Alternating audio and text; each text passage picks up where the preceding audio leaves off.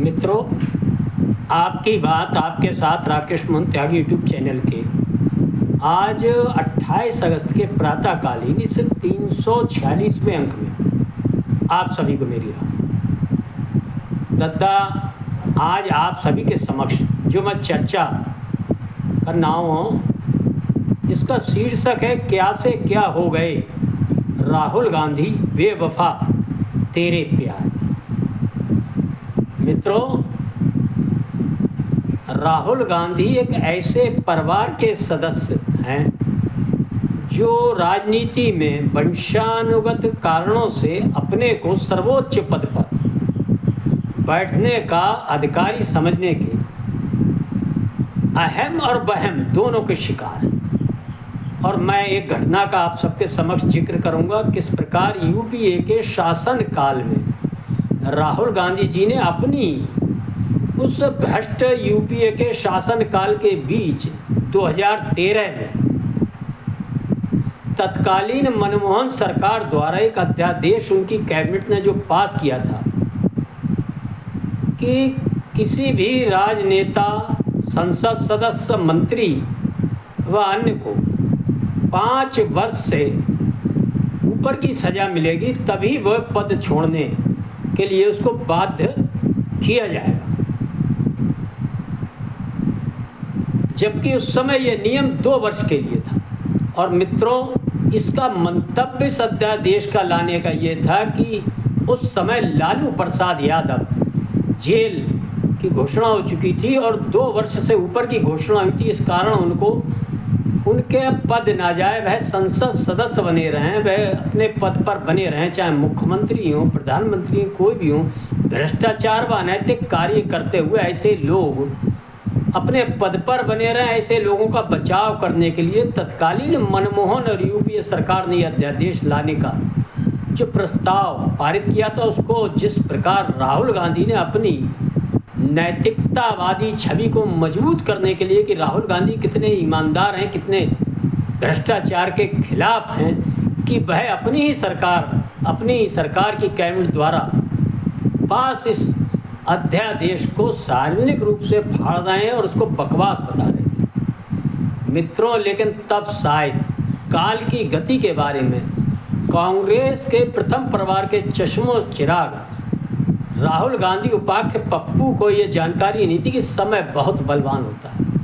उनको ये कल्पना भी नहीं थी, उनको व उनकी माताजी को, उनकी पार्टी को, एक समय ऐसा भी आएगा कि बहुत लंबे समय तक सरकार में आना तो दूर, सरकार का समर्थन पाना तो दूर, नेता विरोधी दल बनने के भी लाले पड़ जाएंगे। और समय का काल चक्र की गति घूमी किस प्रकार 2014 के बाद कांग्रेस की जो दुर्दशा, तो कांग्रेस की 1984 के बाद ही होना शुरू हो गई थी।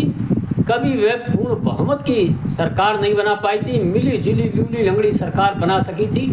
लेकिन 2014 के बाद तो वह इतिहास के अपने निम्नतम प्रदर्शन पर पहुंच चुकी। और जो उनके कृत्य थे, ये उन्होंने कभी सोचा ही नहीं था कि उनकी दादी ने 10 अगस्त 1975 को कानून बनाकर सर्वोच्च पदों पर रहने वालों को इस भ्रष्ट आचरण और वह अन्य आचरणों के खिलाफ किसी भी कानूनी समीक्षा में से अलग रखने का जो काम किया था, जो एक छतरी बनाई थी जिससे कानून उनको ना पकड़ पाए, वह प्रधानमंत्री पद, राष्ट्रपति पद, केंद्रीय मंत्री व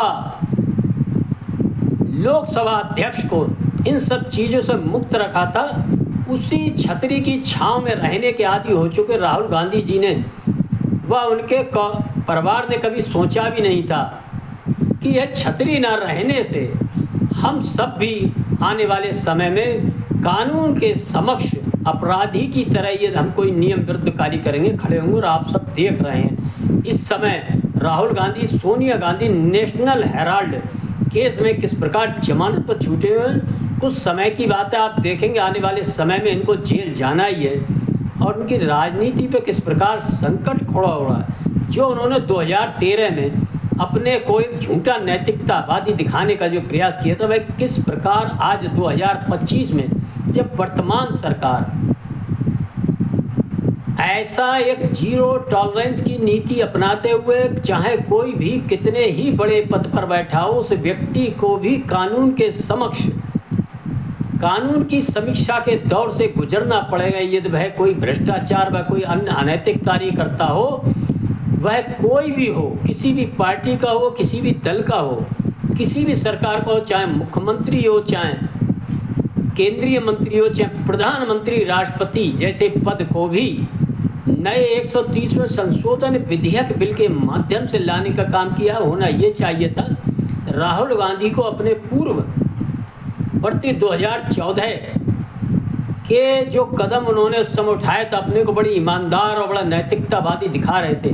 वर्तमान सरकार के इस कदम का भी समर्थन करना चाहिए था। लेकिन मित्रों, जैसा कि मैंने कहा, क्या से क्या हो गए बेवफा राहुल गांधी तेरे प्यार में। सत्ता रूपी जो सत्ता का प्यार है, उसके प्यार में किस प्रकार राहुल गांधी ईमानदारी नैतिकता से अपनी बेवफाई दिखाने का काम इस 130वें संशोधन विधेयक बिल का विरोध कर दे रहे हैं। इसके मंतव्य जाएंगे तो आज हम देखेंगे समय की काल गति के आधार पर आज वही राहुल गांधी हैं जो उस समय लालू प्रसाद यादव को जेल भेजने पर आमादा थे और वह अध्यादेश पारित नहीं होने दे रहे थे।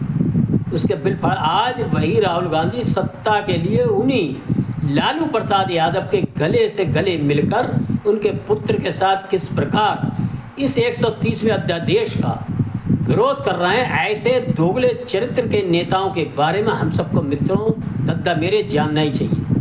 हम सब बहुत जल्दी भूल जाते हैं। जरा 2013 के उनके उस कार्य को याद करें जो वो नैतिकतावादी अपना चेहरा दिखा रहे थे। और आज अरे भाई, आप तो अभी प्रधानमंत्री भी नहीं हैं, आपके मुख्यमंत्री भी केवल 2-3 जगह हैं। यदि इस कानून के समक्ष सबसे ज़्यादा संकट खड़ा होगा तो वह ऐसे लोगों को होगा जो सबसे ज़्यादा सर्वोच्च पदों पर आज बैठे हुए हैं, तो वह भारतीय जनता पार्टी के लोग हैं। चिंता भारतीय जनता पार्टी के लोगों को होना चाहिए, चिंता आम आदमी पार्टी को होना चाहिए, चिंता ममता बनर्जी की पार्टी को होना चाहिए, जिनके मंत्री जेल में रहते हुए भी इस्तीफा नहीं देते। केजरीवाल व उनके मंत्री लगभग उनकी आधी सरकार जेल जा चुकी, महत्वपूर्ण पद पर बैठे लोग, लेकिन किस प्रकार उन्होंने इस्तीफा नहीं दिया, जेल से सरकार चलाने का दुस्साहस किया था, कानून का माहौल उड़ाने का काम किया था। आगे आने वाले भविष्य में इस प्रकार बाबा साहब के संविधान का कोई उपहास नहीं कर पाएगा। ऐसा ये 130वें संशोधन विधेयक बिल का राहुल गांधी यदि वास्तव में ईमानदार व भ्रष्टाचार के विरोधी हैं तो उन्हें इसका समर्थन करना चाहिए था इसका, लेकिन न करके जिस प्रकार आज वह समाजवादी पार्टी के मुखिया अखिलेश यादव, तेजस्वी यादव, लालू प्रसाद यादव व अन्य इंडी गठबंधन के नेताओं के साथ जिस प्रकार इस अध्यादेश का विरोध कर रहे हैं, वह विरोध हम सबको मित्रों समझ में आना चाहिए, जानना चाहिए। और इसके पीछे छिपे इनके भ्रष्टाचारी, वंशवादी और संविधान को धूल धूसरित करने के छुपे गुप्त मंतव्य को समझना चाहिए कि किस प्रकार वह संविधान से अपने सर्वोच्च पदों पर बैठे लोगों को बचाने का काम कर संविधान को भौना बनाने का जो उनकी दादी ने सन 1975 में काम किया था, उसके वो किस प्रकार समर्थन कर रहे हैं, ये हम सबको समझ में आएगा जब हम याद करेंगे। मेरा आप सभी से मित्रों इस अंक में अपनी वाणी से विराम देने से अनुरोध है, ये इस प्रकार के लोग हैं, इनके बारे में हमको जानना चाहिए, भूलना नहीं चाहिए। और इनके संविधान बचाओ और आरक्षण बचाओ और इस प्रकार के वोटर सूची में गड़बड़ जैसे सारे मुद्दे जिस प्रकार झूठ का धरातल पर नींव पर खड़े हैं, वो किस प्रकार भरभरा कर गिर रहे हैं, उनको जन समर्थन भी नहीं मिल रहा है। मित्रों, ऐसा लगता है कि राहुल गांधी वर्तमान समय में राजनीतिक रूप से अपने स्वर्ण काल पर पहुंच चुके हैं। आने वाले समय में उनके व उन जैसे भ्रष्ट आचरण करने वाले व भ्रष्टाचार को प्रश्रय देने वाले ऐसे वंशवादी सभी नेताओं के दुर्दिन बहुत बुरी तरह से आने वाले हैं और उनका भय अब जनता सारे चेहरे पहचान चुकी है। गाना आपने सुना होगा, जब भी जी चाहे नई दुनिया बसा लेते हैं लोग। एक चेहरे पर कई चेहरे राहुल लगा लेते हैं। इनके राहुल गांधी के इस 2013 का चेहरा और 2025 के चेहरे के अंतरों को जब जानेंगे समझेंगे मित्रों, तो हमें समझ में आएगा कि किस प्रकार झूठे इस प्रकार के नैरेटिव, झूठे विचार इस देश के समक्ष, इस देश की आम भोली भाली जनता को बांटकर काटकर मिटाने के षड्यंत्र में लगे रहते हैं अपने निजी हितों के लिए। आशा है आप सब इस मंतव्य को समझेंगे। धन्यवाद। जय श्री राम, जय श्री वाल्मीकि भगवान, भारत माता की।